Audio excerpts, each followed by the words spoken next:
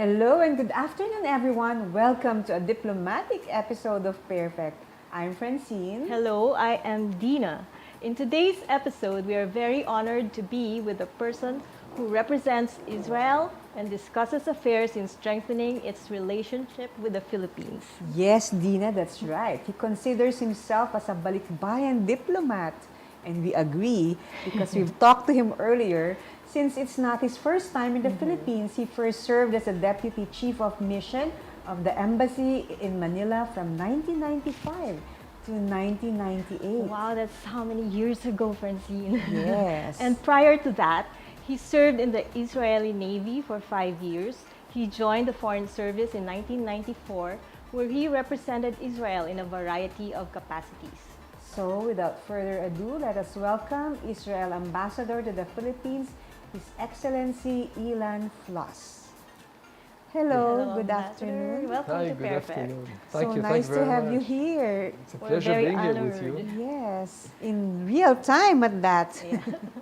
So let's start. Ambassador, we've read about your extensive background in the diplomatic world. What led you to pursue this line of work?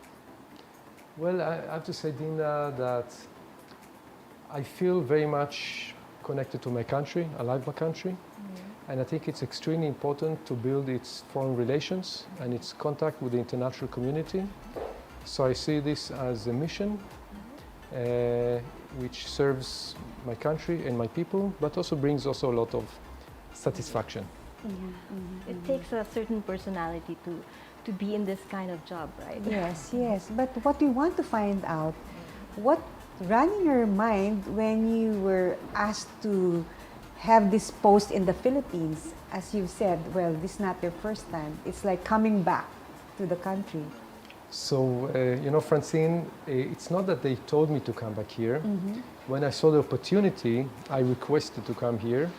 There was a long list of people who wanted to come here, but I was lucky to be appointed.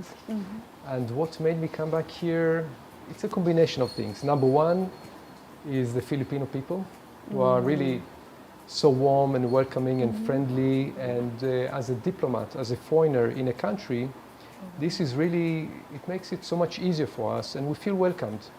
So I felt that it would be a great opportunity to be here, to renew my relations and to get to know again the people, but also knowing that the Philippines as a country, the economy has grown, the infrastructure, things have changed, a lot of the development, and I wanted to take part in that. And thirdly, the relations between the two countries from the 90s until today have evolved, and in the last years since the visit of President Duterte, really we see the relations develop to new heights, and I wanted to take part in this work. Very happy. Such an interesting time to be in the Philippines, Ambassador. Very interesting. Or anywhere in the world, actually. Yes, that's true, Dinah. Well, there are local interesting issues and obviously also global challenges which we're dealing together and make our life complicated. But on the other hand, also brings us closer together, I believe.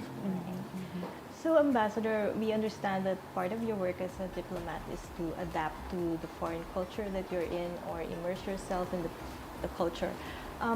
What have you done towards this? Do you travel a lot, and what places have you been to in the Philippines? I try, yes, Dinah. I think it's very important to interact, to visit, and to get to understand the country, the people, the culture, the challenges. Last week, I visited Intramuros, finally for an official visit, which gives a glimpse of the history, also in a beautiful part of the city, and it's preserved amazingly. It was so welcoming, and I really enjoyed the visit there, and the guide, and understanding more, because again, when you look at the history, you understand the people. So I visited Intramuros, I visited the museums 3 weeks ago, but I also go out to the provinces, And I visited the Talak Agriculture University as an example. And I saw, you know, Israel is the leading country in agriculture. And I went to visit the Agriculture University, and I saw an amazing project introducing Israeli technologies and training and demonstrating to the community and to the students.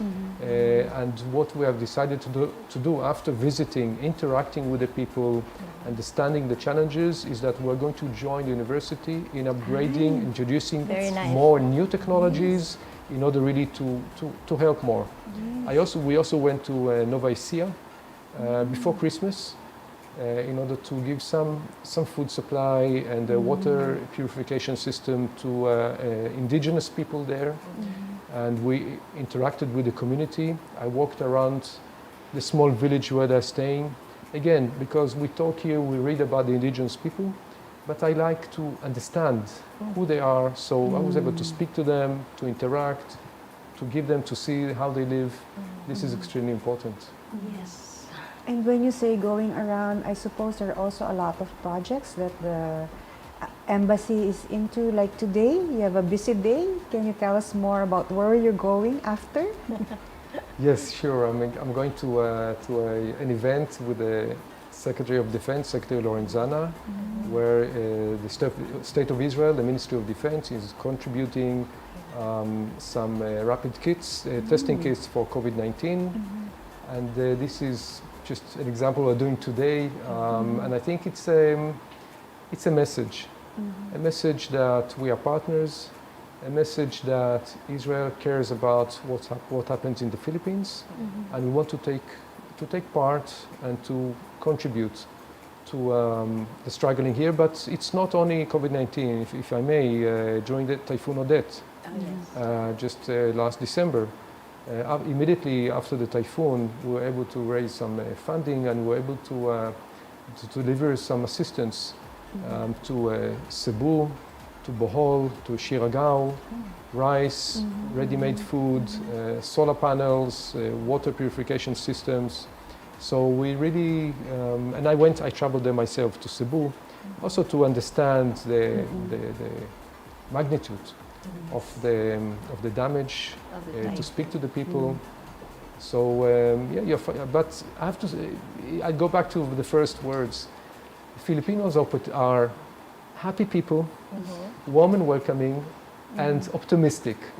So you're facing challenges, you have the super typhoons, but you're still looking how to move forward. We're still smiling. Yes. And Dinah, the Yes. reason why we're also here, and having known that the Embassy of Israel is really very active in the Philippines, and Filipinos are also drawn to Israel as well, it's because I think this month we're celebrating the Israel-Philippines Friendship Month.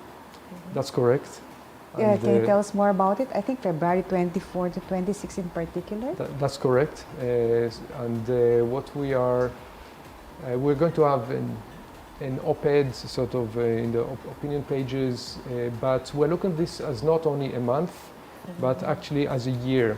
And part of the projects we're planning for this year will be under that title, including translation of books from Hebrew to Tagalog. I would say the second book, because we did one last year, but the second book to Tagalog, exchange of books, and between also cultural exchanges between two countries, more activity in the agricultural sector, and more in the water, and looking also to spread around the country, so hopefully also in Mindanao, as a result of also a visit I had to Davao. I also visited Davao to understand what's happening in that part of the country. So we're trying to be all over as a small country. Yes, but I'm listening to you talk about moving around a lot, and I guess that's really part of your job as a diplomat. yes. How is your family adjusting to that kind of lifestyle? Well, I'm not so young, so my kids, 3 boys, are students now, so they have their life in Israel, and my daughter is already 19, so I'm here alone at the time being, but my wife should join me hopefully in the summer, and I look forward to her joining me and experiencing with me this journey as the Israeli ambassador to the Philippines. Earlier, Ambassador, you said an interesting detail that your son was born in Makati Med. Yes. So we're a family of balikbayans. I'm Yes. a balikbayan diplomat, Yes, very serving much so. my second term here, Francine. And my son was born in Makati Med in January 1996. And I look forward, he's planning to visit me in the summer. And we will make sure that he does the process of a balikbayan. Yes. Dinah, you have another question? Yes. Do you think anyone in your family will follow in your footsteps as a diplomat in the diplomacy circle? Well, this interesting. My kids, Israel is. We talked about it earlier. Israel is a country of innovation and technologies. So two of my sons are in that direction of engineering, technology, computers. So I'm not sure if the other two would follow my footsteps. Okay. I really hope so. And if I may, there's another important element we have to remember. Israel, and I'm coming from Israel, is the Holy Land. And I think this is a very strong bond and connection between the Philippine people and Israel. Yeah. And I feel this almost on a daily basis. A lot of interest to travel. It's in the bucket list of most Filipinos. Most people here. And, Yes. exactly. And we're looking forward, and this is part of my meetings, engagements this week, Okay. is with Philippine Airlines in order to work on a direct flight Wow. to Israel. And we hope to see direct flights still happening this year, which will make the journey to the Holy Land and for Israelis to come here to do business easier and quicker. Wow. Looking forward to Then that. that means we can move on with our bucket list for Holy Land. Exactly. Yes. Okay. So very we're having this interesting. interesting conversation with the ambassador, and we're just warming up. But before that, Dinah, Let's we take shall- a short break. We'll be right.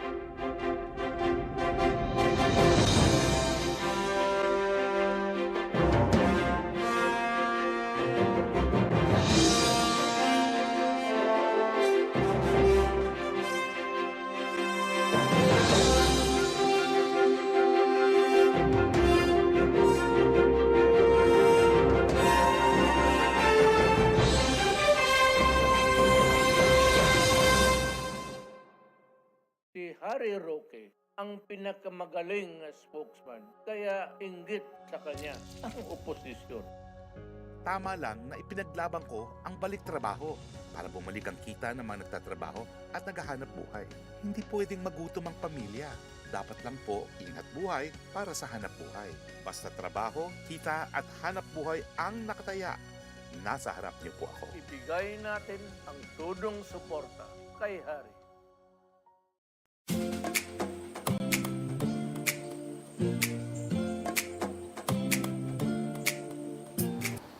Hello, and we're back. I'm Francine. I'm with Dinah, and we are with His Excellency Ambassador Ilan Fluss of Israel. Hello, welcome back, Ambassador. Thank you, Francine. Thank you, Dinah. Great you. being again here with you. Yes, and now Balikbayan. Yes, we're talking about our bucket list. But Ambassador, for sure, you've worked with a lot of Filipinos also here and in your country. What do you think makes the Filipino-Israel connection work? What makes it solid? It's a combination, I think, of number one is mentality of the people. Also, Israelis are very open, very warm people. Also like to eat a lot when they meet. So, Common, a lot of- something in common. So a lot of commonalities, I think, and they feel very quickly relaxed together. Israelis, I think, are a bit more open and direct, but still very open and warm. And also, if you look at it historically, we have deep connections. In the 30s, 1938, President Quezon let 1,300 Jews get refuge and safe haven here in the Philippines. That's right. 1,300 people basically were not murdered in the Holocaust because of the gesture of the President of the Philippines and having many families born out of them. So I think this is something very important and we do not forget that. And you can also say on the political level, Philippines supporting the decision of the UN in 1947 for the establishment of the Jewish state of Israel, the only country from Asia. So these are significant issues. And this is the reason, actually, why Israel is not demanding for a visa of Filipinos to enter Israel as tourists because of these historical sort of opening borders. Philippines opened the borders to the Jewish people, so Israel is opening its borders to Filipino tourists. Oh, I see. I didn't know that. Yes, but such a strong, Yeah. such a strong relationship, such a strong connection that goes back, that goes up to this day. Yes. So we understand from a very historical perspective as well as our modern connection with Israel. But even current, when you look today on the exchange of people to people, and you see, first of all, the tourists. Philippines in the past was not the main tourist attraction for Israelis, and we know that 2019 we had close to 30,000 Israeli tourists who visited the Philippines. And I spoke to some, and some youngsters who told me this was they traveled in a few countries in Asia, and they said the Philippines was the best experiences they had were in the Philippines. Wow. So, you know, that's amazing. And we also saw more than 30,000, I think 35,000 Filipino tourists, pilgrims going to Israel. And to add on top of that, we have the caregivers in Israel. Yes. Yeah, so that's very close. My father-in-law, he's going to be 90, and he has a Filipina caregiver. Her name is Edna, and she's part of the family. I mean, she lives with him. He lives independently, but she's with him because he's not young, he's not so healthy anymore. He's a Holocaust survivor. Wow.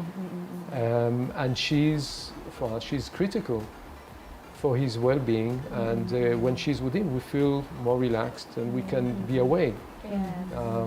And when we have family celebrations, she comes with him. And there are many Filipino caregivers in Israel, and many who return to the Philippines. And so this bond continues, and the families in Israel appreciate very much the devotion and the professionality, but it's also the personality of the caregivers. I think that is so inspiring. Yes. We heard about that closeness before when we interviewed the previous ambassador. He was talking about that with us also. So during your time here in the Philippines, what are the areas of concern that you are looking at to strengthen between the Philippines and Israel? So we have, as I said, we have the ongoing efforts, tourism caregivers, but for me, I would say that the main issue I would like to promote, Dinah, is innovation. Okay. I think innovation and technology is it has a lot of potential as a bridge between the two countries, because Israel is a global hub of innovation. Yes. All the multinational companies have representation, either research activities or incubators, all kinds of activities, and Israeli startups are known all around the world. So we have a lot of innovation. What I'm trying to do is diversify and try and attract Israeli innovation or Israeli innovators to work with Philippine innovators in order to address and find solutions for the local challenges here in the Philippines. There are a lot of challenges. There is also local innovation, but I think if we bring them together, it's 1 becomes 3. So we can create a lot of interesting technologies which will bring specific solutions for the Philippine challenges, and probably from here also it can be relevant to the entire region of ASEAN, Southeast Asia. So this is, for me, I'm working on creating what I would call bridges of innovation between the two countries. Okay, that's very good. We need that. Yes, I think working together is really the key, especially since we are not just battling the pandemic, but also looking forward to the economic recovery should become more normal again. Yes. What I want to ask the ambassador is, how are we pushing through with the bilateral? How are you pushing through with the bilateral plans in the midst of a pandemic? I think we need to really move forwards towards technological innovations, as you said. Correct. I totally agree. Even during the pandemic, we negotiated a few agreements which will lay a foundation for the enhancement of the economic cooperation. One is we're going to negotiate in 2 weeks' time. We're going to meet the Israeli Ministry of Finance with the Board of Investments of the Philippines, negotiating an agreement on the promotion and protection of investments. So we are promoting investments between the two sides. We are also finalizing a memorandum of understanding on a meeting of a joint working group on economic issues between DTI and the Israeli Ministry of Economy. Okay. And the third agreement is on cooperation in the area of innovation between the Israeli Innovation Authority and the DTI here. So these are just examples of 3 agreements which are being negotiated. You know, we said technology. Technology is a solution for many things. For an example, for negotiations or for meetings. So we can negotiate, well, the team is in Israel and the Philippine team is here, and we can negotiate because we have technologies. Right. But we're also using technologies to introduce Israeli companies to the Philippines. So I am personally interacting with a lot of economic groups here in the Philippines.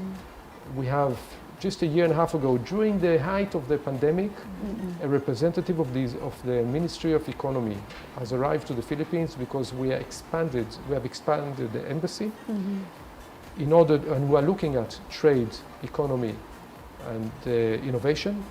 So we have a new office here, which was established during the pandemic with an Israeli and a local team. And we are engaging with the business community in introducing relevant technologies from Israel that can address the challenges and create opportunities for the business community here in the Philippines. So we're doing so much. We just had one meeting this morning. It's an ongoing effort. It's a lot of meetings. You need a lot of, as a diplomat, as ambassador, Laying you the need a groundwork. lot of patience, a lot of patience.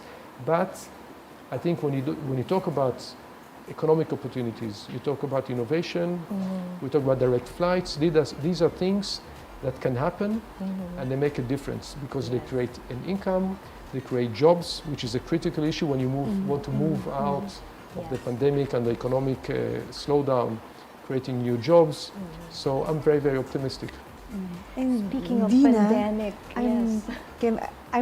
Can I just add to something? Like, I'm also looking forward to the agricultural bilateral Yes. plans that has been Something set between really- Philippines and Israel, Yeah. especially since we're very much an agricultural, we have an agricultural economy, and that's Yes. what we need, the capital to be able to run our industries. Technology. Yes, and maybe agricultural schools for one, partnerships between Philippines and Israel.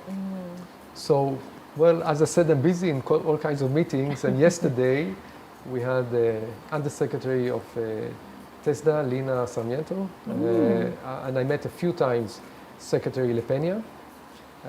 We are sending, together with TESDA, before it was a different agency, we're sending 400 students That's of good to agriculture to Israel for a program of 11 months of what we call learning by doing.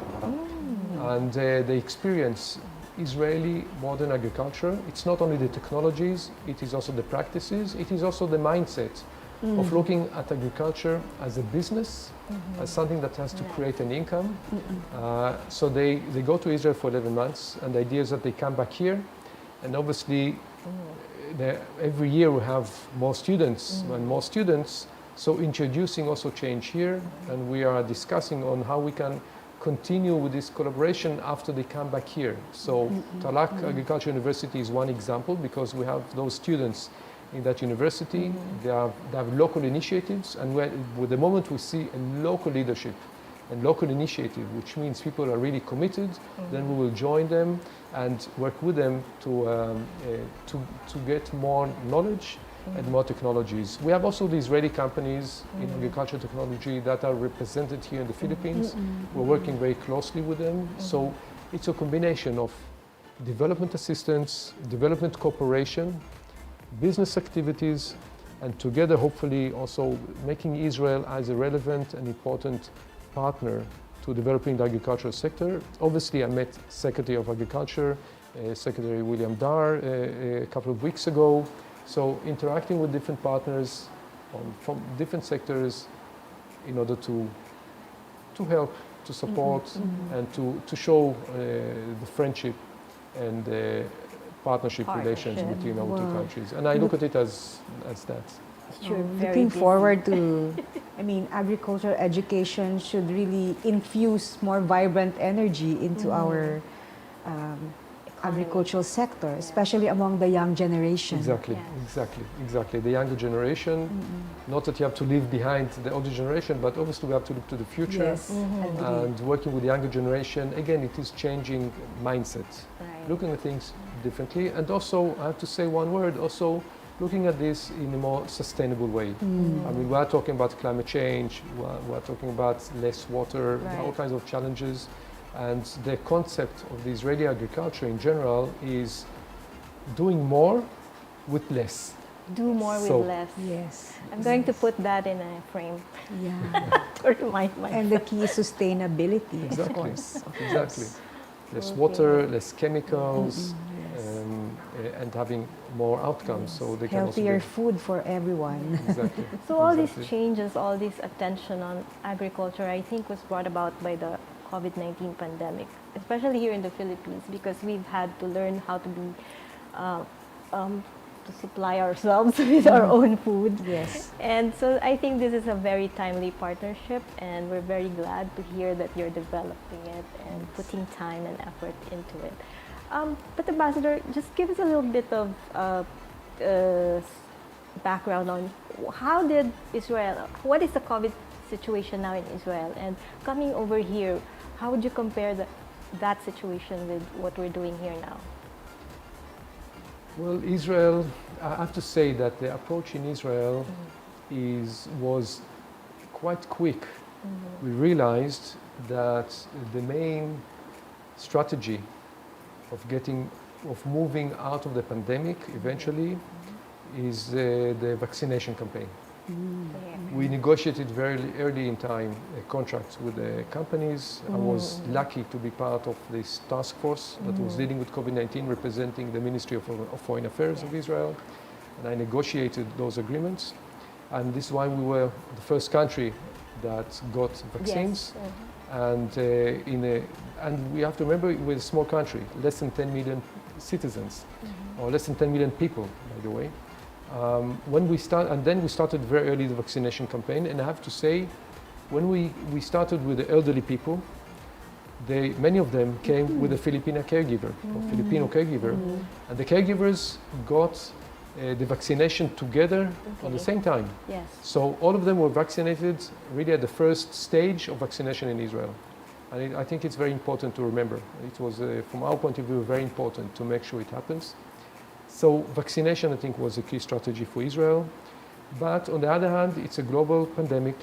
Yes. We saw the same thing happening in Israel with surges in the numbers and the Omicron. I can tell you my family in Israel also, most of them got the Omicron, but they were all fully vaccinated with the boosters. So it was very mild.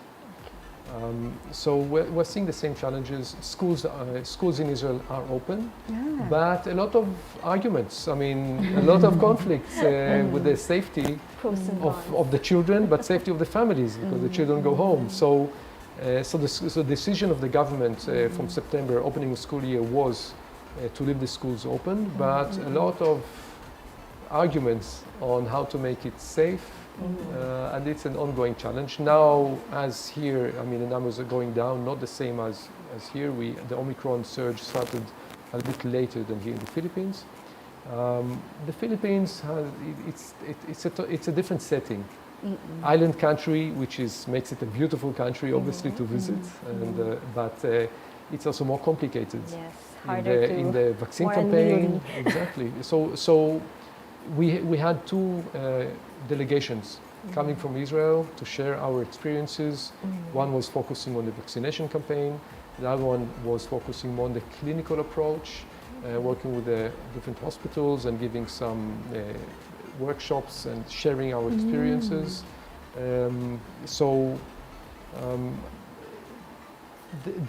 I think the idea today, or the important lesson for me from this pandemic, is that we are a global community The world is, in a way, small. There are no real borders, and we have to work together in exchanging best practices and approaches, and by that helping each other, learning best practices from each other, because each country has its own unique experiences. You can take out and learn from them what you can take for your setting and for your challenges. And I think this is a very important lesson. Yes, also it's important self-sustainability, and that's obviously important. And when we saw the results on the global community with the different value chains and all kinds of challenges. But on the other hand, Israel, for example, as a small country, still depends on imports and exports. And we have to find ways how to make them really reliable. It's a challenge. And I guess that's the real lesson here. Although we are trying to be in isolation to mitigate the virus further, we also need to stay together as countries Exactly. for our survival. Exactly. Very interesting times. Yes. Play that. Yes, we have to show solidarity. End of the day, each country also has to bring the solutions, the local solutions, and if you have to have different levels of alert, it's up to the government to make those decisions because they have to protect the health of the citizens and people who are living here. Yes. So, Ambassador, what we'd like to ask next is that earlier you talked about the plans between the bilateral, maybe the bilateral projects that are being done here. Everything is still in talks. But can you give us at least a little bit more of detail about the embassy's goal, at least for 2022? For the entire year that we're celebrating our friendship as countries? Yeah, so I have to say, I mean, we're in a talk show. Yes. But in Tarlac Agriculture University, the funding is already there. We have already bought more equipment, drip irrigation systems, hydroponics, greenhouses, and the protection for the greenhouses. So these things take time. I've been here 5 months. I arrived here beginning of October. Again, the embassy is here for a long time, obviously, and the relations are much longer than us.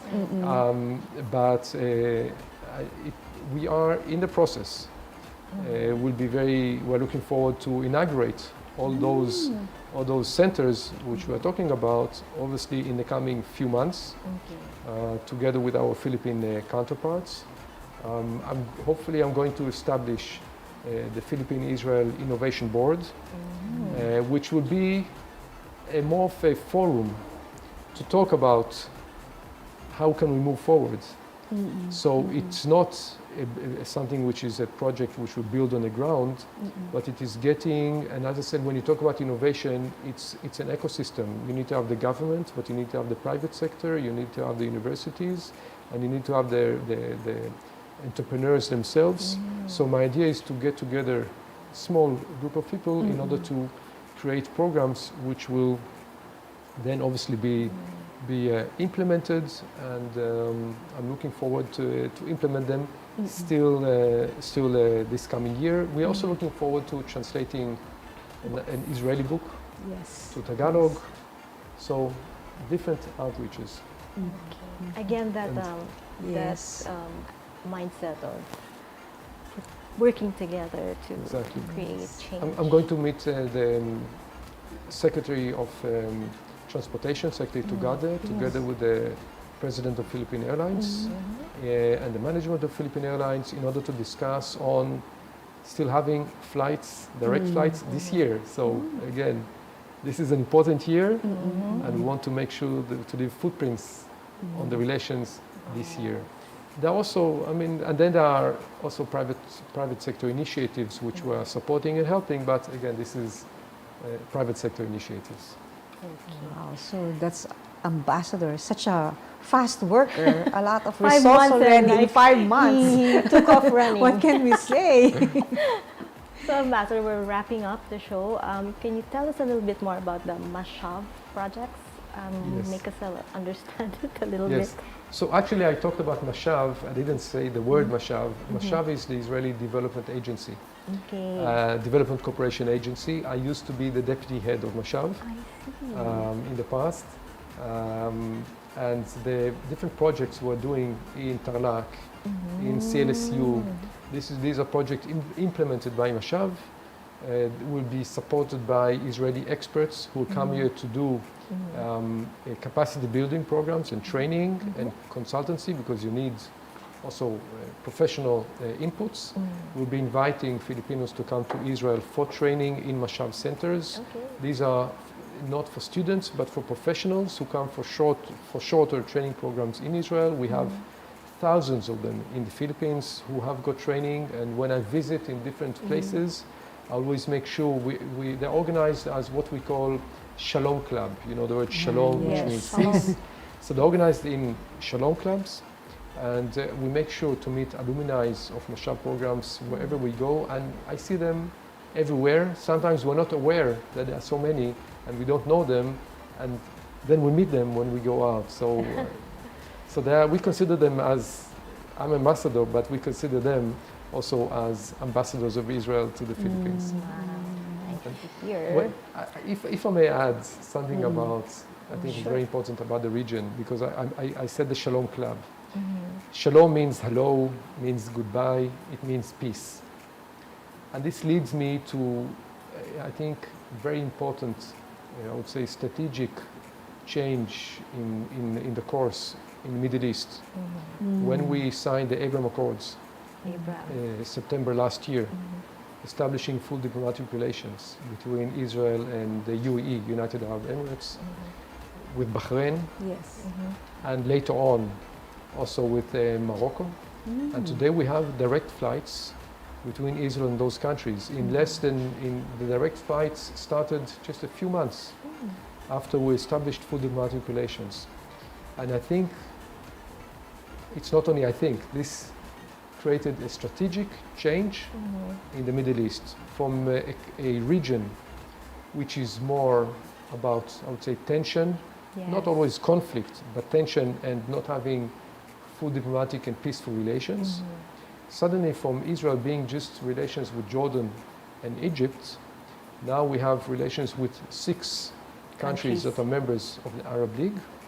We have direct flights, tourists, enormous projects and investments. You talk about quick gains, very quick gains over there on innovation, developing new technologies, energy and water projects between our countries. A visit of the Israeli president to the UAE just last week, a visit of the Israeli prime minister to the UAE about 3 months ago. So we are seeing a dramatic change. I think in the Middle East, which I think is also opening opportunities for the Philippines. I got curious about that because the Abraham Accord, I think there was some misunderstanding about the reason for it, and now that you're saying it's really more about peace relations, what did it take to get that mindset from all the partner countries? How did the turnaround come about? There was a lot of behind the scenes diplomacy and economic work. I can tell you that in one of my previous jobs as an Israeli diplomat, and I talked about the satisfaction in serving my country. I was an envoy to one of the Gulf countries before we had diplomatic relations. It's a quiet mission, but engaging with the political leadership of those countries in slowly you talk, you meet, you understand each other better. On the same time, introducing private sector, which brings benefit, because private sector works only when there is profit and when it contributes to the economy. So there was a lot of quiet work along the last 10 years. But then I think also the political setting, and which includes the US involvement, but also I think an understanding from the side of the leadership of those countries that being more pragmatic and looking on what did they gain in those kind of relations since 1948? What did they gain from Israel, or what did they lose of not having relations? And understanding that maybe changing this course can bring them much more benefit. And when you look at it today, you can see that the benefit is amazing. I mean, we lost so many years. And it also creates a better atmosphere in the region for more dialogue and understanding that we should be pragmatic, find pragmatic solutions in moving forward while addressing the difficult points. Right. Very nice. Well, I I'm guess- getting to know the yes. ambassador a lot because of It this goes to case. show that, well, Israel and the globe actually is on the verge of transforming. It's a year of transformation, and so it will be for the Philippines as well, especially with our coming elections. What we want to find out, Ambassador, is how are agreements and plans developing right in the middle at the time when we're about to change leadership in the country? Frankly speaking, I just talked before about pragmatism. We're looking at these agreements as very important tools to develop the relations between the countries, to enable businesses, investments, development cooperation. These are not political activities, and I don't feel there's no hesitation, and I don't feel that it is slowing down. Okay. Things are moving on as they should, and I really hope that this will continue this way. So I don't feel any difficulties, and it's no hurdles. It will be a going good Yes. transition from and I think it's I mean a political decision of this administration, and President Duterte has visited Israel, and it was a very important visit, together with quite a few of the secretaries, and the engagement is very good. It's very pragmatic, and it's doing good for both countries, and I don't feel that this is part of the, let's say, political situation here in the Philippines, and it's not part of the campaign, certainly not. And it just brings benefit for everybody. So it's going really very well. Very good. On that note, we are about to say goodbye to our viewers Yes, this we afternoon. can still talk about a lot more topics. So many more. We haven't even discussed the food, the culture, Yeah. the areas you want Hopefully to that will visit. be for the cooking show. Yes, calls for a second guesting with our dear ambassador. Yes. Before we end the show, Ambassador, perhaps you would like to give our viewers your parting words, your message. Yes. So, first of all, Francine and Dinah, thank you very much for hosting Our me. pleasure. I'll start with you. Our pleasure. But also to the audience, and it's a message to the Philippine people, is that our two countries and the peoples, we share historical, very good and close relations. We are friends. We're trying to move to the next stage, looking into technologies and innovation. But we're also trying to have direct flights, and I'm inviting Filipino people to come and visit Israel. It's the pilgrimage, it's the innovation, but it's also the Israeli nightlife, food, wine, which is amazing in Israel now and it wins prizes. You don't need visas, Yay. so hopefully we'll have direct flights.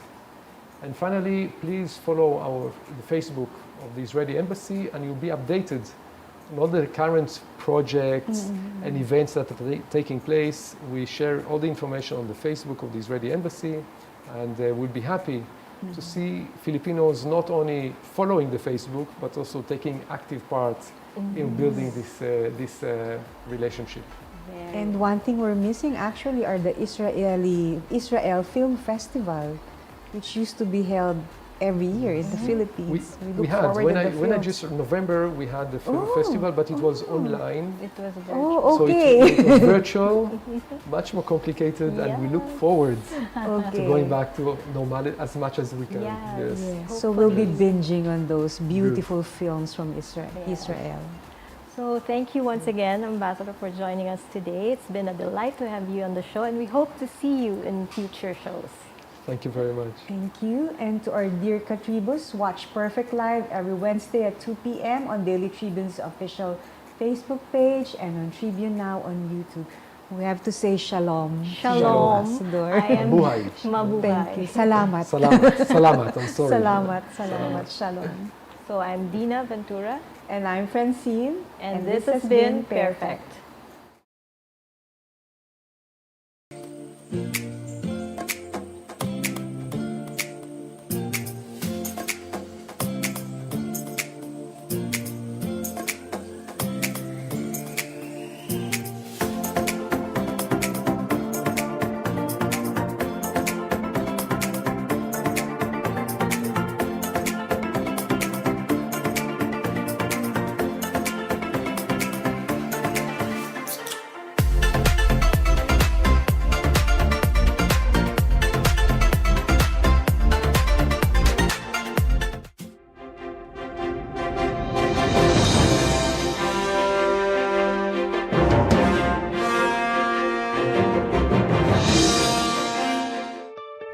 Mga katribu, tara na't makiisa at matuto sa mga public service programs hatid ng Kalingang Katribu.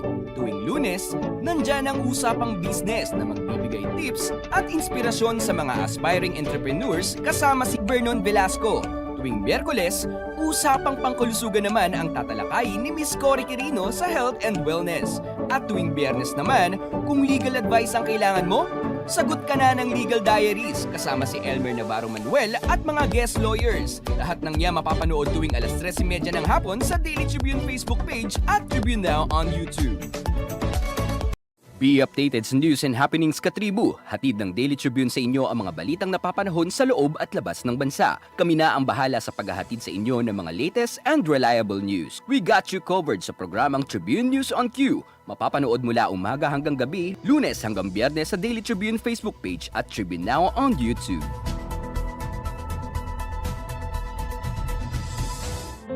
Fun and inspiring na kwentuhan? Sagot na yan ang programang Spotlight ng Daily Tribune. Makipagkwentuhan at kilalanin ng iba't ibang personalidad na kilala sa kani-kanilang larangan. Manood at makinig sa mga inspiring stories na kanilang ibabahagi kasama si Dinah Ventura at Jojo Silvestre.